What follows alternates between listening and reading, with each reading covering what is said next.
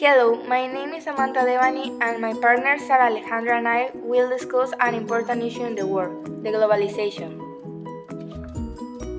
The globalization is one of the 21st century's most important political topics.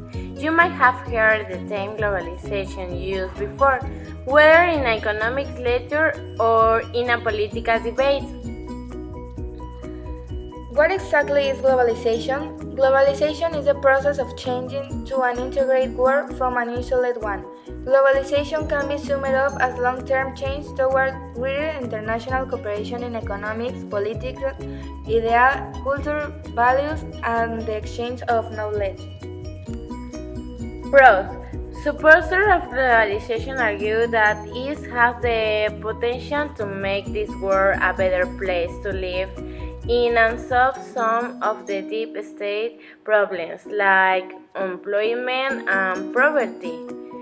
For number one, free trade is supposed to reduce barriers such as tariffs, value-added taxes, subsidies, and other barriers between nations. This is not true. There are still many barriers to free trade. The Washington Post story says.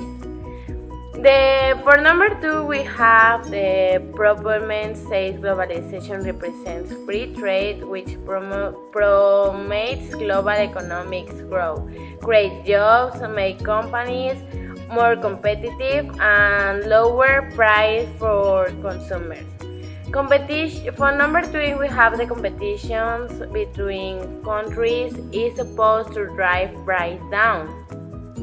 In many cases, this is not working because countries manipulate their currency to get a price advantage.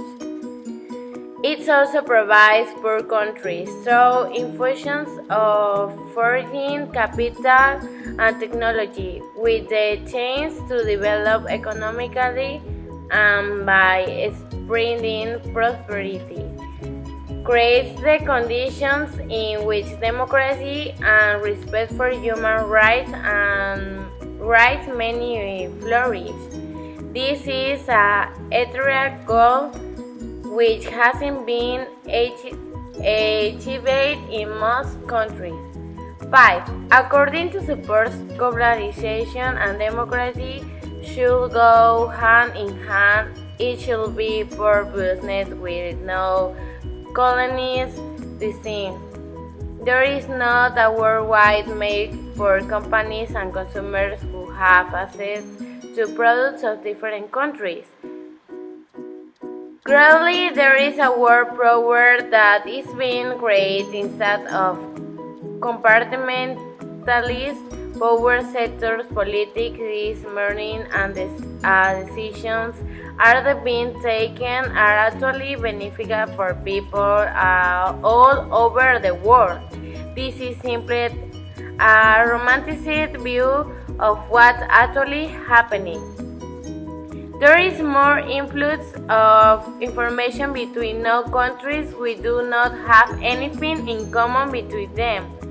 There is a cultural intermingling, and each country is learning more about other cultures. The cons of globalization is that the smaller countries suffer the most. While there are a variety of benefits, countries have struggled with certain globalization concepts. Certain nations benefit greatly from the current landscape, as others suffer. Smaller, less developed countries do not typically benefit from the level playing field that globalization provides, leaving developing countries behind. Economists have argued that developing countries are the increased risk of being left behind. Globalization encourages free trade, which does not provide a developing nation with the protection that they need in order to grow. Strain among job markets. The free movement of labor also has its downsides. When workers can move freely from one nation to the next, countries that have a dearth of job opportunities often struggle. Skilled employees don't often stay in countries without a strong job market, which can cause a labor drain. Inability to recoup investment. For countries that rely on public funding for their secondary education system, this can be disastrous. Residents of their country utilize publicly-funded college to bolster their skill for the job market, then take their talents to other countries.